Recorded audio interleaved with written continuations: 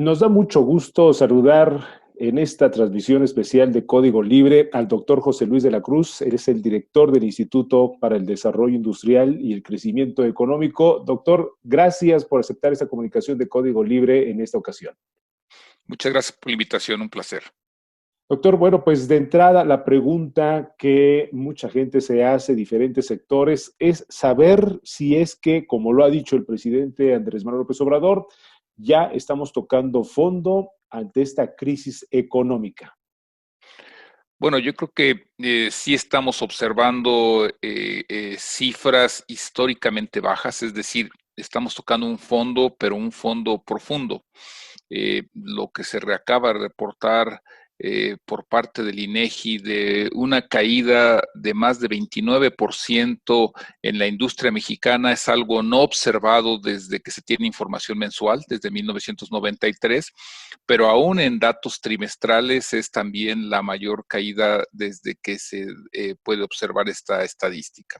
¿Esto qué implica? La industria mexicana está en una profunda, ya no recesión, está entrando en terrenos más delicados, y en ese sentido, el planteamiento del presidente de que probablemente este sea lo más profundo, me parece que es correcto. En realidad, ahora la reflexión tendría que ir es cuánto tiempo vamos a estar ahí o cuánto tiempo vamos a estar en terrenos negativos, porque evidentemente hablar de una recuperación implicaría pasar a tasas de crecimiento positivas y eso me parece que todavía va a tardar. ¿Cuánto tiempo va a tardar, doctor? Y con las consecuencias que esto pueda traer, desempleo, desigualdad social.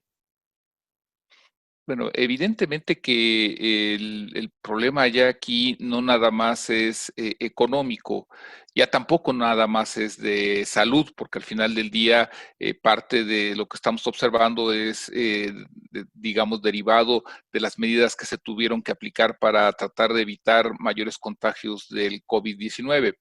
Ya estamos hablando también de un terreno social.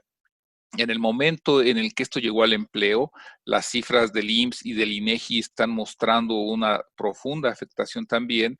Llega a la parte social porque ha dejado sin ingreso a una cantidad creciente de mexicanos. De acuerdo al INEGI, 12,5 millones perdieron su fuente de ingresos tan solo durante abril y muy probablemente esa situación se prolongó a mayo y habrá que observar si en los siguientes meses se puede recuperar lo perdido, una situación que solo se podría lograr si hay fuertes montos de inversión y si hay una recuperación importante de sectores como el exportador. Entonces, en ese sentido, estamos hablando ya de una afectación social que el Coneval planteó hace unas semanas que habría implicado que 10 millones de mexicanos hubieran caído en pobreza laboral tan solo en el segundo trimestre del año. El presidente apenas esta semana había dicho que su estimación sería más o menos de 1 millón de personas desempleadas, pero esto lo ha venido mencionando en las últimas semanas, es decir, la cifra probablemente sea mucho mayor, doctor. Bueno, yo creo que aquí y a reserva de tener los datos del IMSS para el mes de junio que están por publicarse, lo que ya podemos conocer es que entre marzo y abril se perdieron 685,000 empleos tan solo en el sector formal contabilizado por el Instituto de Seguridad Social, el IMSS.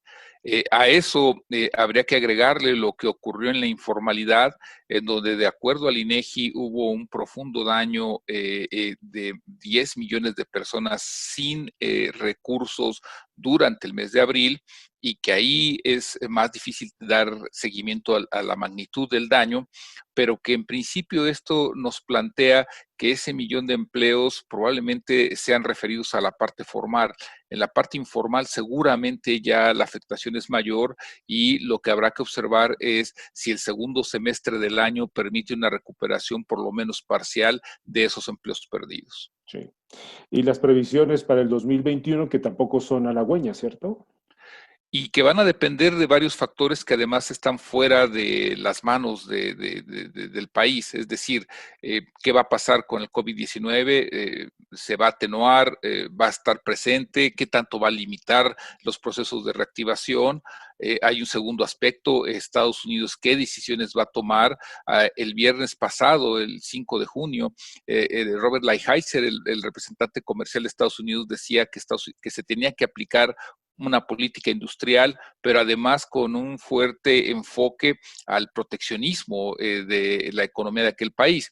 Es decir, todavía falta ver qué decisiones se van a tomar con el principal socio comercial de México, el propio TEMEC, que impone restricciones más importantes para sectores como el automotriz. Es decir, hay una serie de factores que todavía van a estar gravitando, además de la recesión económica mundial que se ha generado y de la que está gestándose y viviéndose en el país. Doctor, las medidas o las acciones o el plan de gobierno que tendría que aplicarse para que sea lo menos doloroso este impacto económico que hoy tenemos como consecuencia de COVID-19, ¿por dónde deben de ir planteadas de manera muy concreta? Varios expertos han mencionado que definitivamente el gobierno federal debe de destinar más de su Producto Interno Bruto, tomando en cuenta experiencias internacionales, para esta mitigación económica. ¿Qué piensa sobre estas recetas para que sea menor el castigo que nos está dejando económicamente el COVID? Bueno, yo creo que si partimos de que estamos viviendo una crisis histórica. Hablábamos hace un momento de la parte industrial, de la mayor caída, al menos desde que se tienen registros confiables y seguros. Pues básicamente esto implica que se deben tomar medidas igualmente históricas, es decir, de quedarnos a la inercia, no aplicar programas contracíclicos, no utilizar el gasto y la inversión pública, son de alto riesgo, porque por otro lado lo que tenemos es un sector privado profundamente dañado por esta recesión, con caídas importantes en la inversión. Entonces, se tienen que aplicar programas que entiendan esta dimensión histórica. ¿Qué se puede hacer? Pues evidentemente con la inversión y el gasto público que ya se ha aprobado, darles un fuerte contenido nacional, como justamente se está proponiendo en Estados Unidos y como se está haciendo en Europa. Es decir, tratar de que el gasto público utilice en mayor medida lo hecho en el país, y eso tendría un primer efecto. Segundo, se tienen que eliminar todas las trabas administrativas, burocráticas, evidentemente eliminar la corrupción, para garantizar que las inversiones que se realicen tengan la mayor efectividad. Seguridad pública es otro aspecto fundamental. Debe de haber un diálogo. Me parece que aquí es muy claro.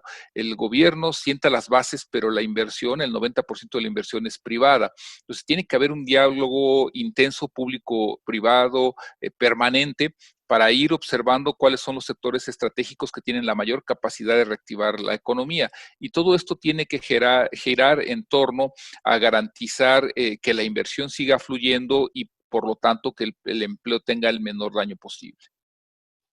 El presidente hace unos días mencionó, más bien hizo referencia al capital privado que ha dejado nuestro país para, para irse a otros lugares con mayor certeza. ¿Continúa esta tendencia a estas alturas del año, doctor? Bueno, yo creo que lo que estamos observando es una elevada volatilidad y que es bastante comprensible por la situación que se está viviendo. En todo el mundo ha existido una fluctuación importante de entradas y salidas de capital, y México no fue la excepción. Además, con las particularidades de incertidumbre económica, política y social que son, digamos, de pertenecientes al país.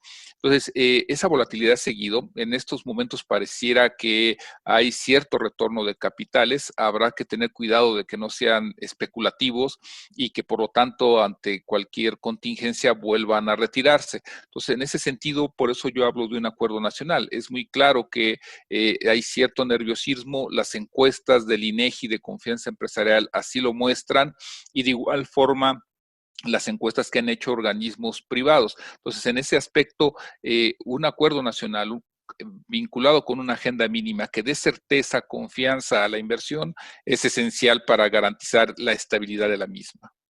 Con estas medidas, casi para finalizar, doctor de la Cruz, con estas medidas que usted acaba de mencionar, podremos hacer que esa J que se ha mencionado en cuanto al comportamiento económico, pues se convierta en una V o en la palomita de Nike.